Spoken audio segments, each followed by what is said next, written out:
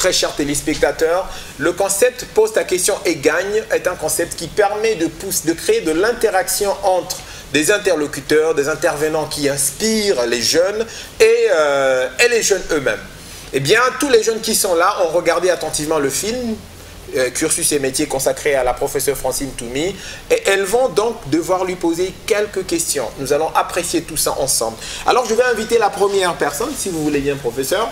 Parmi le top 10, il y a eu au total 42 questions, 41 participantes et vous en avez sélectionné quelques-unes et moi je vais appeler la première, c'était la candidate numéro 1, Immaculée Conception, elle s'appelle Touri Bendo Christina Valérie. Elle va arriver ici s'il vous plaît, sous vos applaudissements mesdames et messieurs.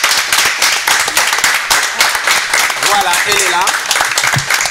Touri rêve de vous rencontrer. Elle nous a fait une correspondance incroyable. Cher monsieur, c'est mon rêve de rencontrer la professeure Toumi. J'espère que ce rêve va se réaliser. Alors, comment tu te sens maintenant que tu as la professeure en face de toi? Je suis contente et vraiment heureuse de pouvoir réaliser mon rêve d'enfance. D'accord, c'est un rêve d'enfance. Elle a travaillé avec monsieur Tsenge Tsenge sur Challenge Futura. Elle a déjà commencé à manipuler. Voilà. Alors, ta question à la professeure par rapport à ce que tu as regardé dans le film? D'accord, par rapport à ce que j'ai regardé dans le film, j'aimerais savoir comment est-ce que la jeunesse africaine, plus précisément congolaise, peut-elle contribuer à la continuité des travaux de figures scientifiques comme les vôtres? Oh, c'est une très belle question et d'entrée de jeu, comment la jeunesse congolaise peut contribuer, mais c'est en s'engageant dans les sciences. Et puisque vous avez travaillé, ou tu as travaillé avec le docteur ou monsieur Tsenge Tsenge, tu as vu que on a encore beaucoup de choses à faire et que l'innovation technologique doit être vraiment accélérée dans notre pays. Donc, comment continuer? C'est s'engager dans les différentes filières scientifiques à différents niveaux et dans différentes disciplines. Voilà. Et répondre aux besoins de science du pays. Trouver des solutions, pas faire de la science pour faire de la science. Générer de la connaissance, c'est bien. Trouver des solutions, c'est mieux. Merci, professeur. Merci. On va prendre une deuxième candidate, Fred Beaupré, Goma Massamba Jemima. Passez s'il vous plaît. Par ici, par ici, par ici.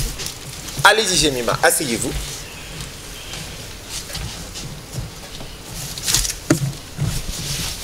Vous présentez, vous donnez votre âge et vous donnez votre question.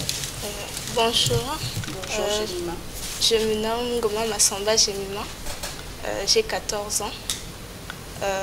Ma question était de savoir comment appréciez-vous l'implication de la femme dans le domaine de la science au sein d'un milieu considéré comme masculin, au Congo en particulier.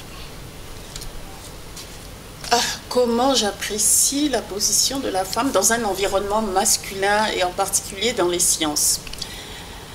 C'est pas facile parce que malheureusement on est encore dans un environnement où les hommes assoient leur domination, donc il faut faire entendre sa voix. Et justement c'est un domaine où la voix des femmes n'est pas entendue ou pas assez entendue au Congo. Donc c'est pas facile, il y a beaucoup de stéréotypes. Aussi, tu sais ce que c'est que ce sont les stéréotypes, c'est-à-dire qu'on se fait une image de la femme dans les sciences, et donc une image, c'est une femme dure, elle ne pense qu'aux études, elle ne s'occupe pas de la maison, voilà. Donc, il faut changer les stéréotypes et que les sciences, c'est pour les hommes sont plus intelligents. Donc, il faut changer les stéréotypes et puis se battre, travailler et montrer qu'on existe, mais on montre qu'on existe par le travail.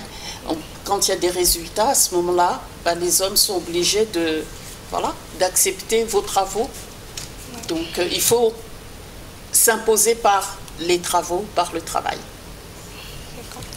Voilà. On va prendre une autre question.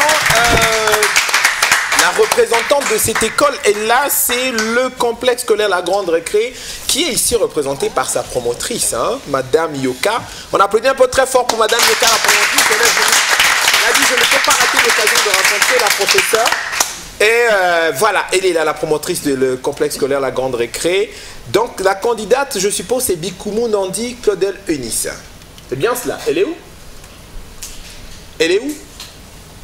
Voilà. Et laquelle qui est ici, c'est Bikoumou, c'est Mbouessé, Ebel, Grâce...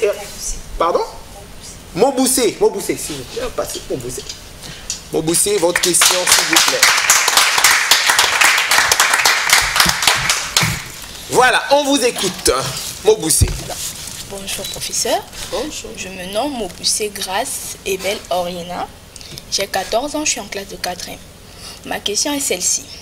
Bon, considérez-vous l'art comme étant une source de motivation dans votre parcours professionnel? Considérez-vous L'art. Je crois que ça part du fait qu'elle a vu qu'il y avait beaucoup d'objets d'art. Ah, ok. Voilà. ok, Comme source pardon. de motivation du parcours professionnel. Non, non, c'est pas une motivation en soi, c'est un plaisir. En particulier, si tu fais référence à... Oui, je suis entourée d'art, d'objets artistiques africains. Et je trouve que le bois est très beau, que c'est vraiment un matériau noble. Et donc, j'adore les objets en bois. Et c'est vrai que quand on est dans un environnement où on se sent bien, on crée, on réfléchit mieux. Donc... voilà, moi j'ai deux passions, c'est vrai, l'art pour le plaisir que cela donne autour de soi, le confort, mais la lecture aussi. Ce sont mes deux outils, mes deux moyens d'évasion et de faire que la vie soit agréable à vivre. Ok, merci beaucoup. Voilà, satisfait de la réponse. Ah oui, en tout cas, parce que moi, personnellement, je suis un grand fan de l'art. Parce que j'ai appris que l'éducation artistique permettait de développer beaucoup de compétences. Mais j'ai été aussi frappé, lorsque j'ai réalisé le film, de constater que vous aimez bien l'art. Or, ça serait bien que l'école aide les enfants à aimer de l'art et n'a pas considéré l'art comme si c'était quelque chose de facultatif. J'espère bien que Madame Yoka, c'est le cas chez vous.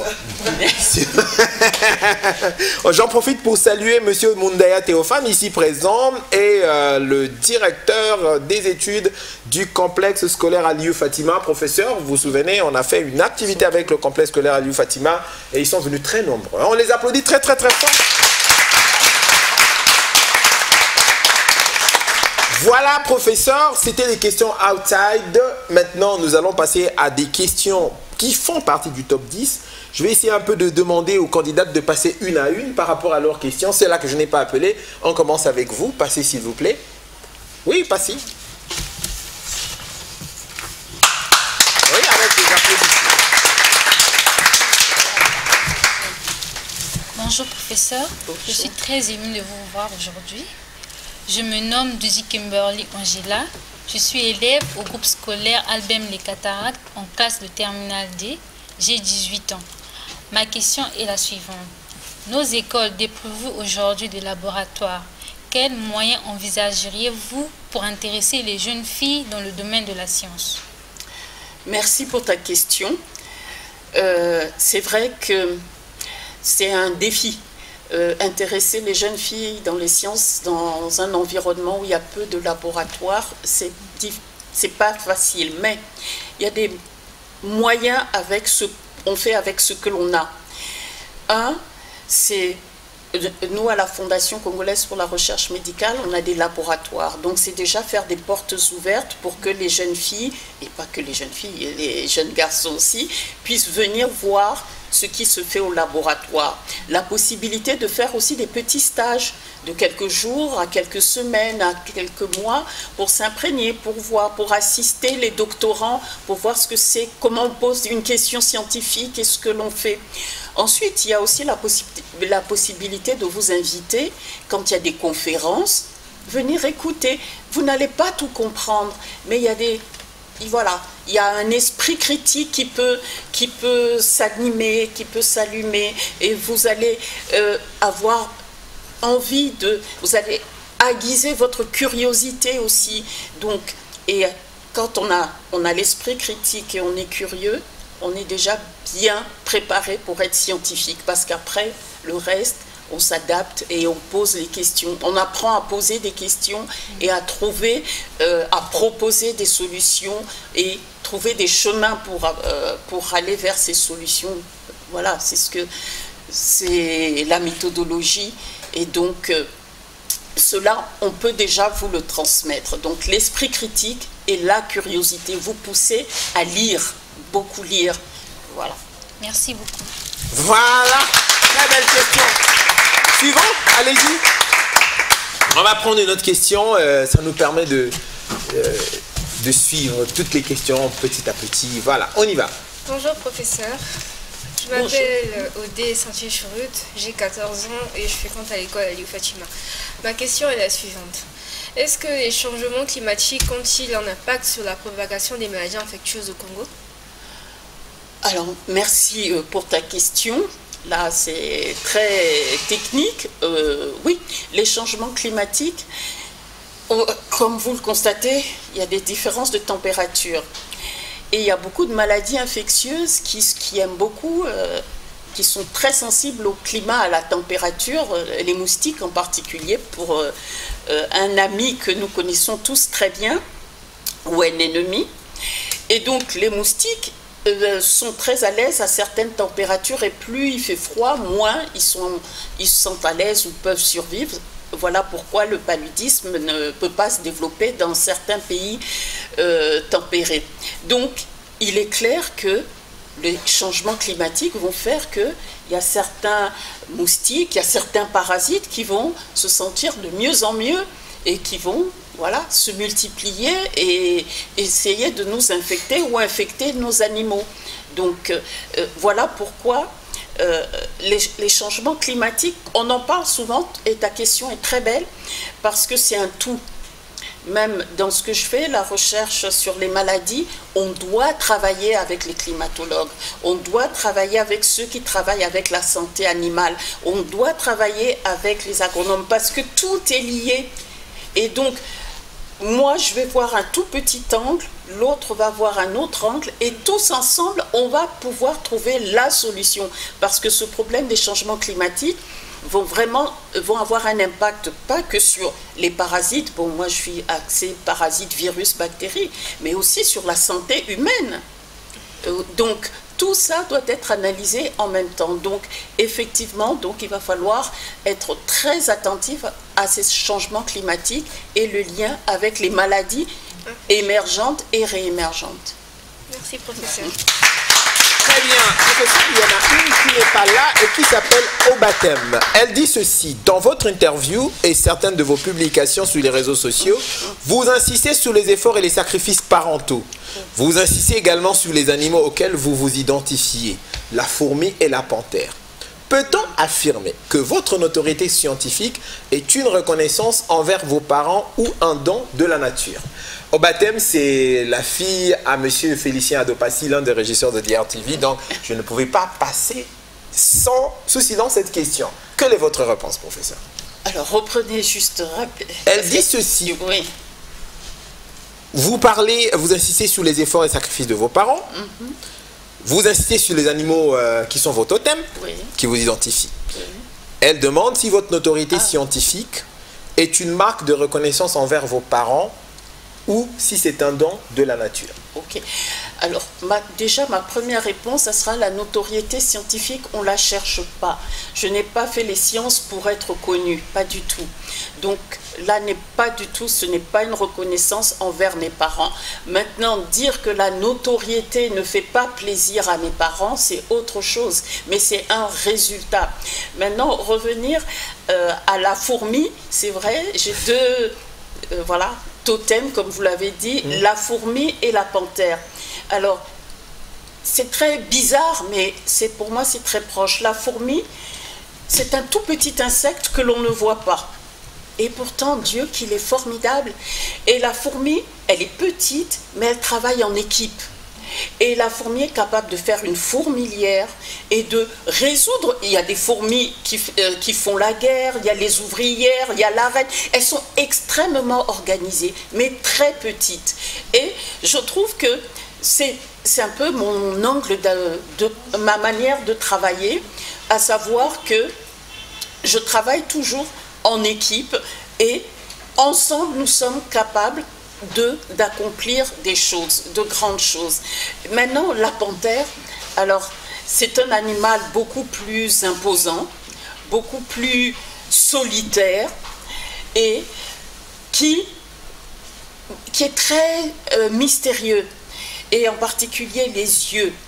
Et moi, toute ma vie, on m'a dit que j'avais des grands yeux et des yeux qui parlaient beaucoup. Je ne dis rien aujourd'hui à la maison, mon mari, rien qu'en regardant mes yeux, il peut dire ce que je pense. Et donc pour moi, la panthère, c'est ça. Elle est seule, solitaire, ce que beaucoup de scientifiques sont, mais attention, rien qu'avec le regard, la panthère est capable de faire toute une stratégie et la personne en face ne saura rien. Mais si on est très attentif aux yeux de la panthère, on saura si elle est contente, si elle est prête à attaquer. Voilà. Donc, ce sont deux totems que je trouve fantastiques et je trouve que je m'identifie assez à ces deux. C'est l'occasion pour moi de rappeler, Dar, qui vous avait dit le jour où on tournait le film, que le Congo, c'était le pays de la panthère. Et vous vous êtes émerveillé sur votre amour pour le Congo. Allez-y, dites-nous un petit mot là-dessus, parce que vous aimez la panthère, vous aimez le Congo. Est-ce que vous trouvez que c'est une coïncidence ou c'est... Alors je dirais, y a-t-il des hasards? Je ne sais pas. Je ne sais pas. Quelquefois, alors, les totems, est-ce qu'on les choisit ou ce sont eux qui nous choisissent? Mystère. Vous dire, la panthère, vraiment, chez moi, vous l'avez vu, j'en ai une, et que j'adore. J'adore sa forme. Et j'adore le Congo, évidemment, j'aime beaucoup ce pays. Et quand on m'a dit que le Congo était représenté souvent par une panthère, je me suis dit, ben voilà, tout s'explique. Il n'y a pas de hasard, peut-être qu'il n'y a pas de hasard. C'est tout ce que je peux dire. Ça veut dire que la meilleure des choses que vous communiqueriez aux enfants, c'est aimer votre pays, travailler pour. Là, c'est un autre point. L'amour du pays, là, ça rejoint l'autre question sur la notoriété. Quand on fait de la science ou tout ce que l'on fait, on le fait d'abord pour soi. Dire que je vais commencer un métier, je vais apprendre un métier pour la grandeur de mon pays, je serai inquiète. Que ça soit un garçon. On commence par se construire, ce sont des enfants, on se construit. Mais, quand on se construit, les parents se sacrifient pour cette construction. Quand on a fini de se construire, après, il faut rendre ce qui a été cette construction. Il faut rendre vers sa famille, on rend à la communauté, et ensuite, on rend au pays. Mais si on est faible soi-même, on ne va pas être capable d'apporter quelque chose d'important. Donc, il faut être fort, il faut être construit, mais la finalité, évidemment, et c'est ce que je souhaite à tous nos jeunes, c'est d'avoir le plaisir, le merveilleux plaisir de pouvoir travailler pour son pays et de se dire, waouh, tout ce que je fais, c'est pour mon pays. C'est un plaisir formidable.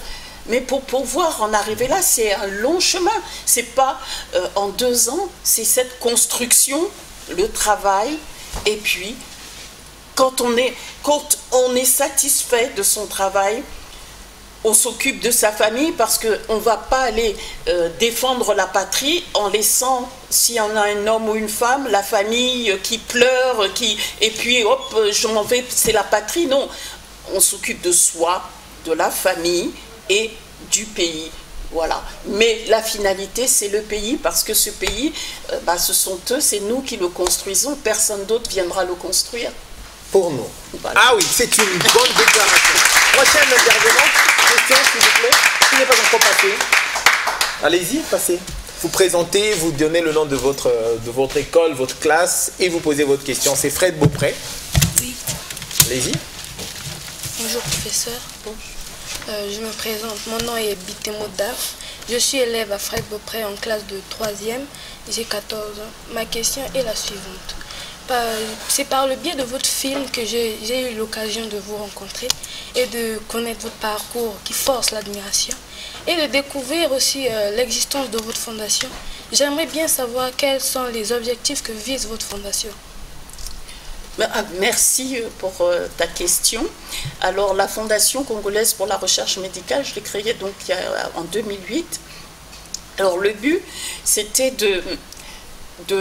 d'assister le pays à développer la recherche dans le pays, puisque j'ai fait, comme tu l'as vu dans le film, j'ai fait mes études à l'extérieur du pays et je voulais rentrer travailler pour mon pays, mais il n'y avait pas de laboratoire de biologie moléculaire, puisque je suis biologiste moléculaire, il n'y en avait pas dans le pays. Alors j'avais deux possibilités, soit je restais à l'étranger, là où il y a des laboratoires, soit je m'arrangeais pour créer quelque chose qui me permettait, un laboratoire qui me permettait de rentrer. Mais pour créer ce laboratoire, il faut une structure officielle. Et donc la structure officielle, ça a été la Fondation congolaise pour la recherche médicale. Alors le but, c'est quoi? C'est conduire, la mission, c'est de contribuer au renforcement des capacités de la recherche biomédicale au Congo. Les objectifs, c'est conduire des activités de recherche biomédicale qui servent le pays. Donc on travaille sur le paludisme, le VIH-Sida, sur les maladies qui sont importantes pour notre ministère de la Santé. Ensuite, la formation, vous les jeunes. Il faut que nos étudiants puissent être bien formés. Or, il n'y avait pas de laboratoire.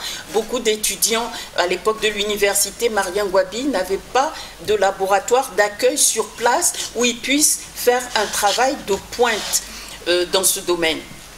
Donc, c'est offrir cette plateforme aux étudiants, donc la formation. Et puis, le quatrième objectif de la Fondation, c'est le plaidoyer. C'est faire comprendre à nos dirigeants qu'il est important d'investir dans la recherche. Donc il y a plusieurs activités de plaidoyer, dont une activité de plaidoyer qui est de faire comprendre qu'il faut qu'il y ait plus de filles et de femmes dans les sciences. Cela fait partie de nos activités de plaidoyer parce que s'il n'y a pas assez de scientifiques, on ne pourra pas progresser, le développement ne sera pas au rendez-vous, on monte en descente, s'il n'y a pas de scientifiques, il n'y a pas de développement. Donc, il faut répéter, parce que malheureusement, dans beaucoup de pays, dont notre pays, on pense que la recherche, ma foi, c'est... Quel mot? C'est la 5e roue d'une voiture. Tu sais ce qu'on met? Où on met la 5e roue? Oui, derrière la voiture. On l'oublie. Voilà. Or, c'est une roue importante, mais il faut qu'elle quitte le coffre pour faire partie des 4 roues qui font avancer la voiture. Donc ça, c'est les activités de plaidoyer que nous conduisons. Merci beaucoup. Voilà. On va marquer une longue pause d'applaudissements parce que nous reprenons l'antenne.